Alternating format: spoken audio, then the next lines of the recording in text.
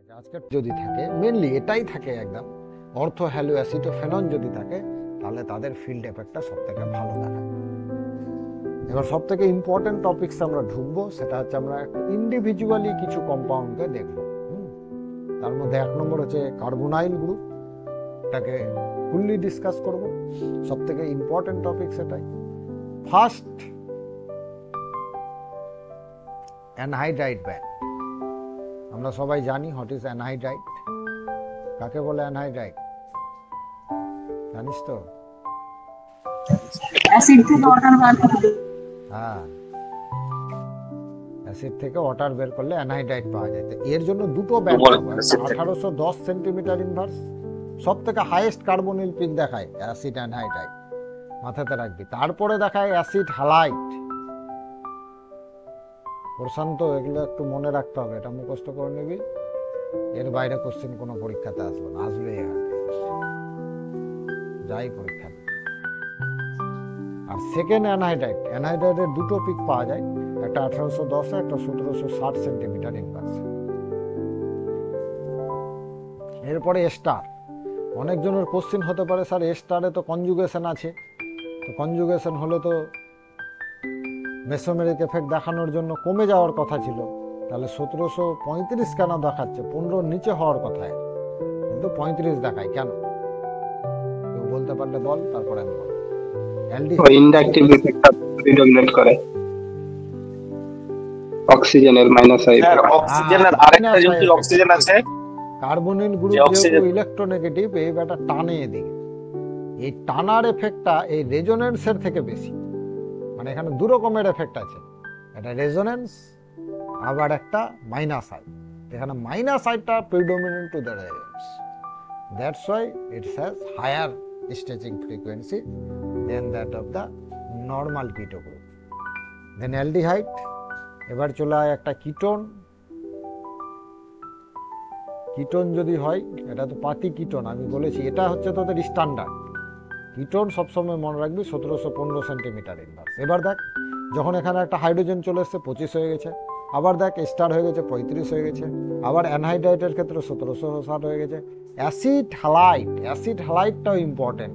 Acid হ্যালাইটেরও অনেকজনের question থাকে, কোলিনের মাথায় তো লোন পেয়ার আছে, তো ব্যাটা রেজোনেন্স করতে পারতো, রেজোনেন্স তো এখানে হয় না। এই কি হয়, minus I more than inductive এই রেজোনেন্স এফেক্ট। এবার চলে আয় কার্বক্সিলিক অ্যাসিড, আবার আলাদা। কার্বক্সিলিক অ্যাসিড আবার দেখাবে 1710 সেন্টিমিটার ইনভার্স, যদি এখানে ওএইচ গ্রুপ আছে, ও আর না কিন্তু ও এইচ। এবার চলে আয় অ্যামাইড। অ্যামাইড সব থেকে কার্বনিলের সব থেকে কম দেখায় 1690 সেন্টিমিটার ইনভার্স। আশা করি বুঝতে পেরেছিস। স্যার লাস্টের দুটো একটু বলিয়েন তো, কার্বক্সিলিক অ্যাসিড আর অ্যামাইডের কারণটা। লোন পেয়ার এখানে তো একদম রেজোনেন্সের হয়ে গেল, এখানেও রেজোনেন্স, এইখানেও রেজোনেন্স, এখানে রেজোনেন্স, এখানেও হবে সেম। এটাই কারণ, আর কোনো কারণ। ঠিক আছে, তাহলে আমরা যদি stretching frequency of carbonyl group দেখি, তাহলে সব থেকে এক নম্বরে কে আছে? অ্যানহাইড্রাইট। তারপরে কে আছে? স্যার সেকেন্ড অ্যানহাইড্রাইটটা একটু বলবেন। Acid halide. তারপরে কে আছে? স্টার। তারপরে বলতে থাক। অ্যালডিহাইড। তারপরে কিটো, দেন কার্বক্সিলিক অ্যাসিড, দেন অ্যামাইড। হ্যাঁ, যেটা সেকেন্ড অ্যানহাইড্রাইট, তো বলছে অ্যানহাইড্রাইট দুটো পিক দিতে পারে। ঠিক আছে, অ্যানহাইড্রাইটের দুটো পিক হয় কেন বল? এখানে দুটো পিক হতে পারে না, দুটো কার্বনিল গ্রুপ আছে, দুটো কার্বনিল গ্রুপ আছে। স্যার আর গ্রুপটা চেঞ্জ হলে শুন না, একটা অ্যাসিমেট্রিক দিবে, একটা সিমেট্রিক স্ট্রেচিং দিবে, এই দুটো হলো কারণ।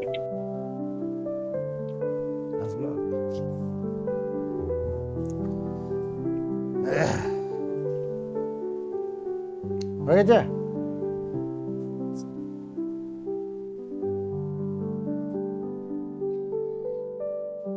বলতো অ্যাসিমেট্রিক স্ট্রেচিং আর সিমেট্রিক্যাল স্ট্রেচিং এর মধ্যে কার বেশি স্ট্রেচিং ফ্রিকোয়েন্সি হবে, অ্যাসিমেট্রিক না সিমেট্রিক? অ্যাসিমেট্রিক, এটা বললেন ফার্স্ট।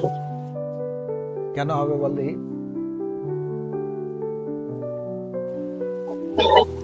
স্ট্রেচিং ফ্রিকোয়েন্সি আর বেন্ডিং এর মধ্যে কার বেশি স্ট্রেচিং ফ্রিকোয়েন্সি? অ্যাসিমেট্রিক। না না, মানে দু রকম হতে পারে, একটা স্ট্রেচিং স্ট্রেচিং, বেন্ডিংটা তার জন্য তো ফিঙ্গারপ্রিন্ট রিজিয়নে পড়ছে কমের জন্য। বেন্ডিং এ কেন কম লাগে? একটা বন্ড বেন্ড করতে মানে কম এনার্জি দরকার, একটু তাড়াতাড়ি হয়ে যায়, কিন্তু স্ট্রেচিং মানে টান ফান করতে বেশি এনার্জি দরকার। গুড। তুই একটা লাঠি নিলি, লাঠি নিয়ে যদি তুই ভাঙিস লাঠিটাকে, তো কিভাবে ভাঙবি? টেনে ভাঙবি না বেন্ড করে ভাঙবি? বেন্ড করেছে। বেন্ড করে ভাঙবি। তার মানে বেন্ডিং এর জন্য আমার এনার্জি কম লাগে, স্ট্রেচিং ভাঙলে আমার এনার্জি বেশি লাগবে। আবার স্ট্রেচিং দু রকমের হতে পারে, একটা সিমেট্রিক্যাল, একটা অ্যাসিমেট্রিক্যাল। এবার যদি তুই সিমেট্রিক্যাল স্ট্রেচিংটাকে দেখিস, এগুলো ছবিগুলো মজার আছে, একটু ভালো করে দেখ। সিমেট্রিক্যাল যখন ভাঙছে তখন কিভাবে ভাঙছে? দুদিক দিয়ে তুই সমানভাবে টানছিস, দিয়ে ভাঙছিস। আর অ্যাসিমেট্রিকে যখন তুই লাঠিটাকে ভাঙছিস তখন একদিকে ঠেলছিস আর একদিকে ভাঙছিস, টানছিস। ভাঙবে লাঠিটা? বোঝা গেল না? কারণ এটা লাঠি নিয়ে দু রকম ভাবে ভাঙা যায়, তিন রকম ভাবে ভাঙা যায়। একটা সিমেট্রিক ভাঙতে পারিস, একটা সিমেট্রিক ভাঙতে পারিস, একটা বেন্ডিং ভাঙতে পারিস। বেন্ডিং এ ভাঙা সব থেকে সহজ। আর সিমেট্রিক কে ভাঙা মানে তুই টেনে ভাঙবি আর কি, কঠিন কাজ। কিন্তু অ্যাসিমেট্রিক এ ভাঙা তার থেকেও বেশি কঠিন। বোঝা গেল? আশা করি বুঝতে পেরেছিস। অ্যাসিমেট্রিকটা 1810। হ্যাঁ, সব থেকে বেশি অ্যাসিমেট্রিক। ওই জন্যই বলেছি তো এখানে কি ফার্স্ট অ্যানহাইড্রাইটে যেটা অ্যাসিমেট্রিক পাবো সেটা 1810, এটা অ্যাসিমেট্রিক স্ট্রেচিং। আর যেটা সেকেন্ড অ্যানহাইড্রাইটের জন্য বলছি আমরা, সেকেন্ড অ্যানহাইড্রাইট মানে অ্যানহাইড্রাইটে দুটো পিক পাচ্ছি, তো সেকেন্ড অ্যানহাইড্রাইটে যেটা পাবো সেটা 1760 সেন্টিমিটার। ক্লিয়ার? চল, এটা মনে রাখতে হবে, ইম্পর্টেন্ট টপিক সেটা। এবার আমি তোদের কিছু কোশ্চেন দেবো, তোরা শুধু অ্যান্সার বলবি, তাহলে ভাববো কি তোরা শিখে গেছিস। আমার কাছে অ্যাসিটোন আছে, পাতি অ্যাসিটোন, তার সাথে কনজুগেশন দিয়েছি, তার সাথে একটা বেঞ্জিন রিংওয়ালা কম্পাউন্ড দিয়ে দিয়েছি। এটার নাম কি?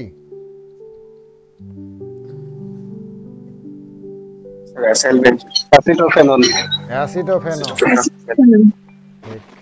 বল কার সবচেয়ে কম অ্যাসিটোফেনল। স্যার ওখানে কনজুগেশন সবথেকে বেশি হবে। হ্যাঁ, তাহলে অ্যাসিটোফেনলে 1500 সেন্টিমিটার ইনভার্স আমরা জানি, এটা 1690 এ পাবো। মুখস্থ হতো, এখন তো মুখস্থ হয়ে যাওয়ার কথা। এটা 1600, এটা 75। হ্যাঁ 75 এ পাবো, 1683 তে পাওয়া যায় যদি। মোট কথা এরকম তোর ভ্যালু আসবে না, এবার দেখে বুঝতে হবে কার স্ট্রেচিং ফ্রিকোয়েন্সি বেশি, কার কম। ঠিক আছে? তাহলে এখন পর্যন্ত যা পড়লাম তাদের মধ্যেও সব থেকে ইম্পর্টেন্ট হচ্ছে সাইক্লিক কিটোন, তাই না?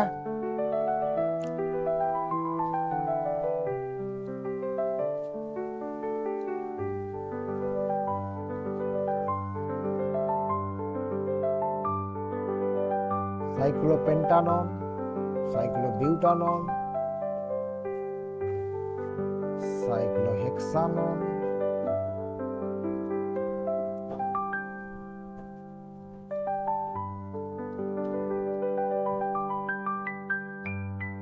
সব থেকে বেশি কার পাবো বল? সাইক্লোপ্রোপানন। একদম ঠিক। কেন পাবো?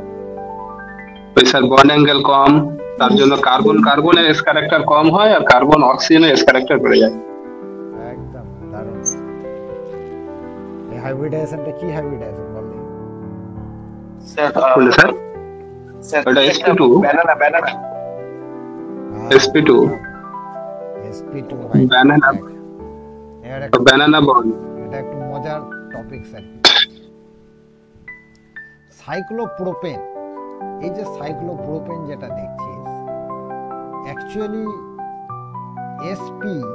sp2 আর sp3 হয়, তাই তো? sp তে বন্ড অ্যাঙ্গেল হচ্ছে 180, এখানে হলো 120, এখানে হলো 101.5, তাই তো? এটা আমরা জানি। এবার আমি যদি sp4 বলি তাহলে কত বলবো? বন্ড অ্যাঙ্গেল 90 ডিগ্রি বলতে পারি। আমি যদি বলি sp5 তাহলে বন্ড অ্যাঙ্গেল কত বলবো? 60 ডিগ্রি। তো এই যে বন্ড অ্যাঙ্গেল, এই বন্ড অ্যাঙ্গেলটা কত? 60 ডিগ্রি করে আছে। 60 ডিগ্রি। তার মানে এখানে যে বন্ড, এইখানে যে বন্ডটা আছে, এই যে ভিতরের বন্ডটা, দিস ভিতরের বন্ডটা হচ্ছে sp5। তো এটা তো হওয়ার কথাই ছিল sp3, আর হচ্ছে আমি বলছি না এটা sp5। তার মানে কি? ভিতরে পি ক্যারেক্টার বাড়ছে, তার মানে এগুলোতে এস ক্যারেক্টারটা বাড়ছে। তাহলে এই যে সিএইচ বন্ড, এই সিএইচ বন্ডটা more strong than normal CH bond. Clear?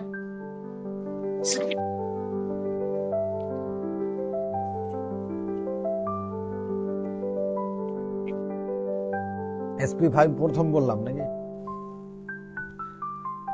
বুঝতে পারলি না? ব্যানানা বন্ড হলে চালিয়ে দিয়েছি ব্যানানা বন্ড হলে কি হয়? ব্যানানা বন্ড যখন হবে তখন ভিতরে তোর পি ক্যারেক্টারটা বাড়ছে। মানে এখানে তো দু রকমের বন্ড আছে, একটা ইন্টারনাল বন্ড সিসি বন্ড, আর একটা external CH bond.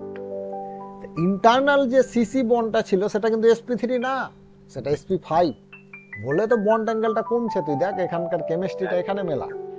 Bond angle যত বেশি পি ক্যারেক্টারটা বাড়ছে, এখানে একটা পি ছিল, এখানে দুটো পি হয়েছে, এখানে তিনটা পি হয়েছে, যত বেশি পি বাড়ছে তত বন্ড অ্যাঙ্গেল কমছে। তো p5 হলে কি বন্ড অ্যাঙ্গেল আরো কমেছে। তো ভিতরে যদি পি বাড়ছে তার মানে বাইরে পি কমেছে, তাহলে বাইরে এস বেড়েছে। বোঝা গেল? এই যে বাইরে যে সিও বন্ডটা আছে, এটার তো তুই স্ট্রেচিং ফ্রিকোয়েন্সি বের করছিস। এই সিও বন্ডে এস ক্যারেক্টারটা কি? এস ক্যারেক্টারটা হাই, পার্সেন্টেজ অফ এস ক্যারেক্টারটা high. Percentage of S character যত বেশি হবে, স্ট্রেচিং ফ্রিকোয়েন্সি তত বেশি হবে। That is the chemistry. Important topic সেটা। স্যার লাস্টের কম্পাউন্ডটা 1705 হচ্ছে, ওটা তো স্যার মানে কনজুগেশন এক্সটেন্ড অনেক হচ্ছে, তো মোটটাই 10 কমছে। এটা আমার মনে হচ্ছে এটা ভুল আছে, এটা হওয়ার কথা, এটা হবে। ঠিক আছে, তাহলে এখানে তো কোনো কনজুগেশন নেই। হ্যাঁ ঠিকই বলেছিস, তোর ওটা কোশ্চেন ঠিকই আছে, এটা আমারও মনে হয়েছে। আশা করি বুঝতে পেরেছিস, এই জিনিসটা বুঝতে পেরেছিস তো? নাহলে যে কোনো বই পড়বি বুঝতে পারবি। এটা খুব ইন্টারেস্টিং জিনিস আর কি, যে কোনো ভাইভাতে জিজ্ঞেস করে, কোনো কম্পিটিশন স্যার ওই এসপি শুনে তারপরে তো দিয়ে চলে গেছিলাম স্যার। SP5 ও হয়, এরকম একটা গল্প আছে আর কি। তো SP5 হচ্ছে না, ওটা মানে ভিতরে যে বন্ডগুলো আছে তো ওদের পি ক্যারেক্টারটার জন্য আছে, আর বাইরের ক্ষেত্রে তোর পি মানে ভিতরের পি বাড়ছে, তো ওই পি পাবে কোথায়? বাইরে থেকে টানছে, তার মানে বাইরের পি কমছে, তাহলে বাইরে এস বাড়ছে, এরকম টাইপের। যাই হোক, এটা ইম্পর্টেন্ট। মানে অ্যাকচুয়ালি কি SP5 SP6 এরকম কোন বইয়ে আছে? আমি তো দেখিনি স্যার। মানে এস ক্যারেক্টার কমছে বাড়ছে এটাই শুনেছি, মানে SP4 SP5 এরকম অ্যাকচুয়াল আছে? জার্নাল পড়তে হবে তাহলে বুঝতে। মানে কোনো জার্নাল যদি পড়িস তাহলে ওটা আছে, মানে এরকম কোনো বই এখন পর্যন্ত লিখেনি আর কি, তবে আপডেট যা হচ্ছে তাতে হবে কিছুদিন পর। অ্যাকচুয়ালি আমরা যেগুলো পড়ছি এগুলো কোথা থেকে আসলো? এই যে তোরা এই বইটা পড়েছিস মনে হয়, যদি এই বই পড়িস তাহলে পাভিয়ার বই পড়বি তো। পাভিয়ার বই আছে না, আয়ার স্পেকট্রোস্কোপের সব থেকে ভালো বই পাভিয়া, আয়ার এখন বর্তমানে। আর পাভিয়া তো মানে সব তো এর থেকে দেখে, মানে সব এর থেকে লিটারেচার থেকে নেওয়া তো এগুলো, মানে ডেটা কালেকশন করে তো কেমিস্ট্রি ব্যাখ্যা করে না। যাই হোক, ওখানে ব্যাখ্যা করতে গিয়ে এক জায়গায় আছে সাইক্লোপ্রোপাননের কেমিস্ট্রিটা, ওইখানেই আছে একটা জার্নাল আছে, ওইখানে লেখা আছে SP5 সব। ওরাই ফার্স্ট এই কথাটা বলেছিল আর কি, যেন সায়েন্টিস্টের নাম আছে, অনেকদিন আগেই বলেছে যদিও। ঠিক আছে চল, অত কেমিস্ট্রি জেনে লাভ নাই। তারপরে এখন বল এটাতে কোনটা কোনটা হবে, অ্যান্সার বল চটপট। স্যার একেরটা আর, কমন একেরটা আর সবচেয়ে কমে গেছে। স্যার একেরটা আর, দুইয়েরটা পি, আর তিনেরটা স্যার কিউ। এই এই তাই তো? তাহলে পারবি তাহলে করতে এগুলো?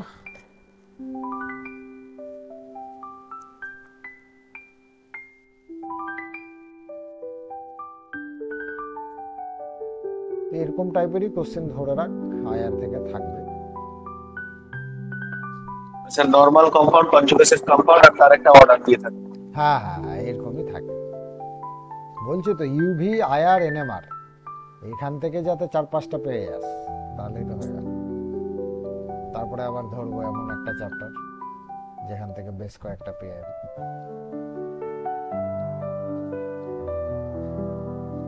আমাকে একটু টাইম দিতে হবে, বুঝতে পারলি? এই নোটটা বানাতে আজকে গোটা দিন বসে বসে এটাই করেছি। একবার সাজানো আছে বলে মানে তাড়াতাড়ি পড়ানো হচ্ছে।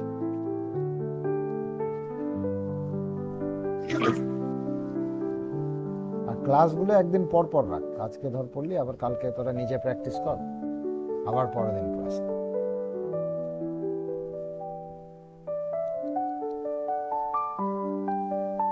এখন আমি মালদায় আছি, তোরা যদি মনে করিস অফলাইন করবি চলে আসতে পারিস। বল, কি হবে? হ্যাঁ, স্যার, yes, ই- আজকে স্যার ডি এরটা বেশি হবে, তারপরে বি, তারপরে টা এ, তারপরটা সি। আরেকবার আগে 4, 1 2 3 4 করে বল। আচ্ছা স্যার, 4 2 1 3। বেশি সপ্তাহে কোনটা হবে স্টেজিং পরীক্ষা? স্যার বেসি সব থেকে হবে যেটাতে এনএস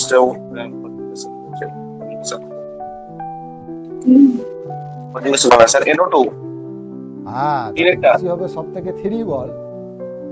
সি, মানে আমি ওই ভাবে তার মানে সি হবে স্যার 3। হ্যাঁ, তারপর পরে হবে স্যার 1, স্যার হ্যাঁ 4, 3 1 2 4 এর পরে 4, স্যার 3 1 2 দেন 4।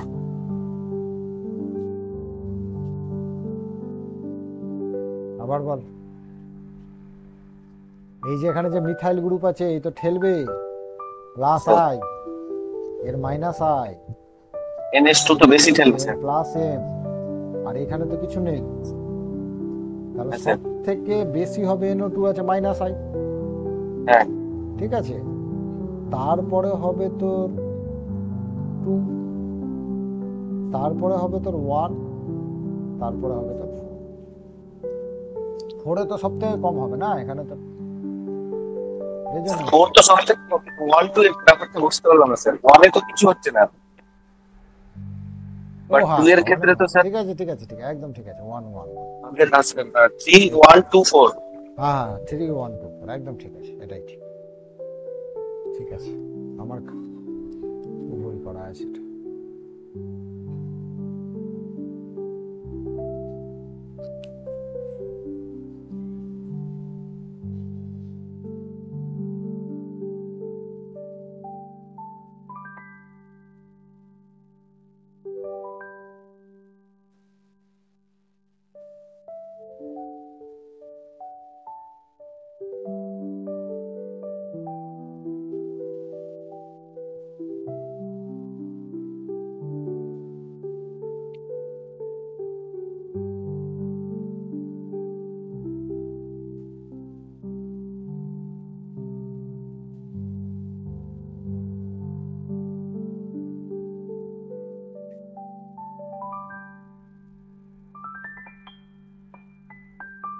বল।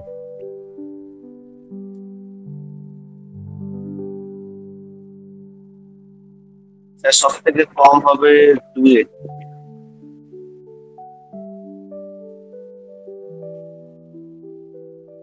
সব থেকে বেশি হবে স্যার 1 এ। সব থেকে কম হবে 2, একদম ঠিক।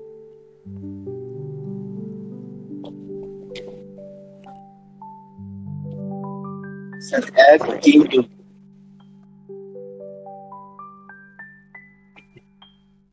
সবথেকে কম হবে কারণ এখানে রেজোনেন্স আছে।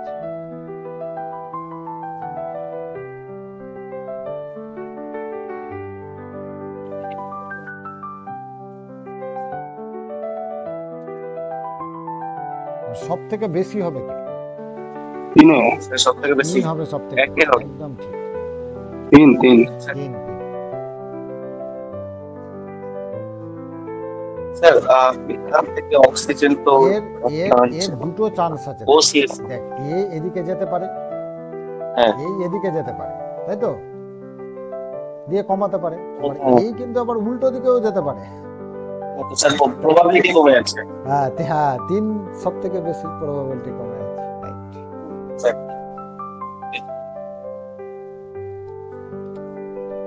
স্যার এটা শেষ করে ইনঅর্গানিকটা ধরি। এটা শেষ করে এনএমআর ধরবো। হ্যাঁ মানে এই স্পেকট্রাটা শেষ করে স্যার ইনঅর্গানিক ধরি। ইনঅর্গানিক কি চ্যাপ্টার বল? সিলেবাসটা দেখে স্যার বলছি তাহলে। এটাকে আপনি সাইক্লিক বলুন স্যার। এস্টারকে বলা হয় ল্যাকটন। সাইক্লিক এস্টারকে বলা হয় ল্যাকটন। তো ল্যাকটন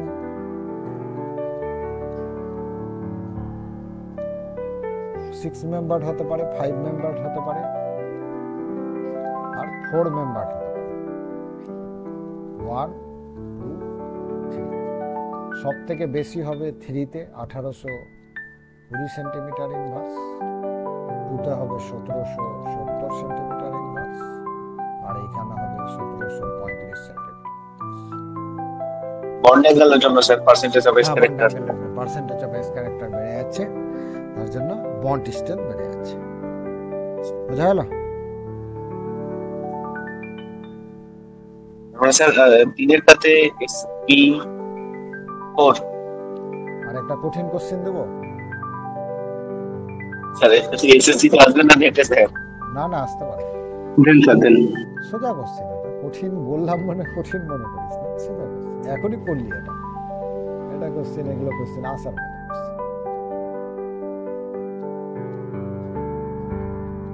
question। হলো? বল। 1 2 3। এগুলো ডেটা এই তো তো হয়ে যাওয়ার কথা। তিনেরটা সবথেকে কম, তিনেরটা সবচেয়ে কম হবে, ড্যান্সিং রেজোনেন্স দেখাবে।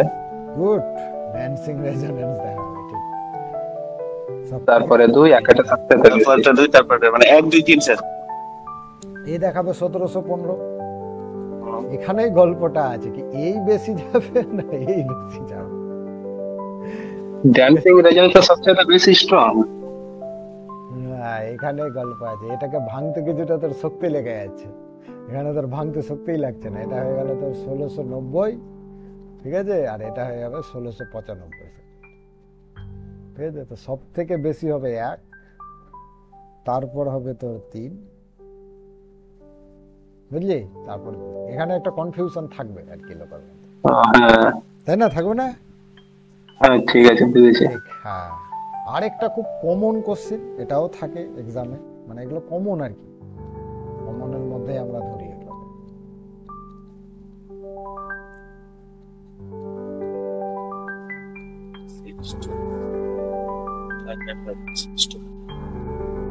তাই না? এগুলো কমনের মধ্যেই ধরা হয়। তো একই এস ক্যারেক্টার। এটা তো এস ক্যারেক্টারের উপরে বন্ড অ্যাঙ্গেল। ও অ্যালিন সিস্টেম। বেশি হবে 1780 সেন্টিমিটার ইনভার্স, তারপর কিন্তু কমে যাবে, তাই না?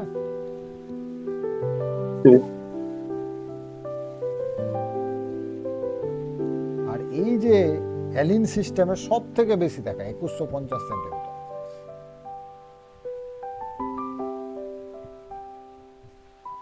স্যার সব থেকে বেশি দেখানোর কারণ দুটো ডাবল বন্ডের জন্য। হ্যাঁ হ্যাঁ, দুটো ডাবল স্ট্রং। এসপি হাইব্রিডাইজড আছে না, মিডল কার্বনটা। 50% এক গ্লাসে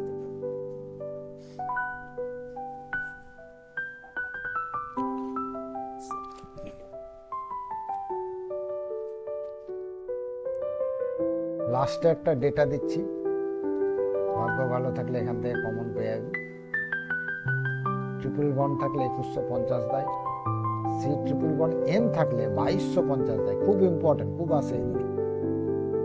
তারপর কিটিন যদি থাকে, কিটিন 2140, এটার নাম কিটিন, মনে রাখিস কিটিন। ব্যাস এই তিনটার মধ্যে থাকতে পারে আর কি।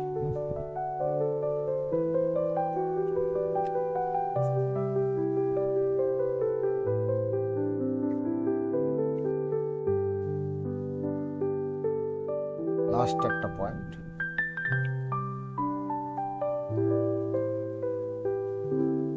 দেখি এটা কেউ বলতে পারিস তোরা।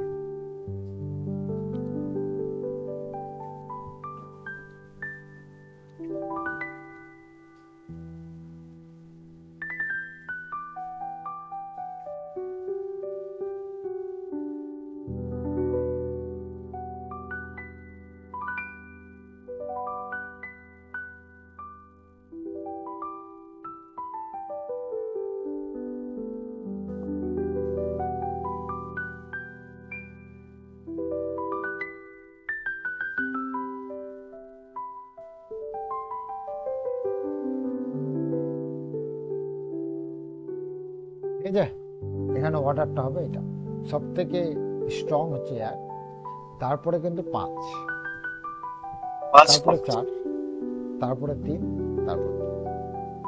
স্যার এটা রিজন কি একটু পরে বল দেখি কি রিজন হতে পারে। এখানে ওইটা হয় না, এখানে ভাইব্রেশনাল কাপলিং হয়ে যায়। এখানে রিজনটা হচ্ছে ভাইব্রেশনাল কাপলিং। এখানে যে সিএইচ বন্ড আছে না, আর এখানে যে সি ডাবল বন্ড সি আছে, এদের ভাইব্রেশনাল ফ্রিকোয়েন্সি আর এই সিএইচ এর ভাইব্রেশনাল ফ্রিকোয়েন্সিটা ম্যাচ হয়ে যায়, ওভারল্যাপ হয়ে যায়, দিয়ে ওরা পিকটা বেড়ে যায়, ইন্টেন্সিটিটা বেড়ে যায়। এটাকে বলা হয় ভাইব্রেশনাল কাপলিং। এটার কারণ হলো ভাইব্রেশনাল কাপলিং, তার জন্য একটা বেশি হয়ে যায় হুট করে, এটাই কারণ। অ্যাকচুয়ালি এটা ওই পাভিয়ার বইয়ে আছে, দেখবি। এখানে কিন্তু বন্ড অ্যাঙ্গেলটা কারণ, বোঝা গেল?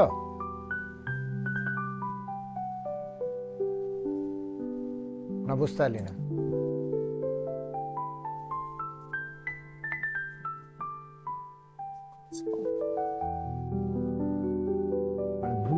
দুয়ে কিন্তু তোর ওই ভাইব্রেশনাল কাপলিংটা হবে না, এখানে তোর ভাইব্রেশনাল কাপলিংটা হবে।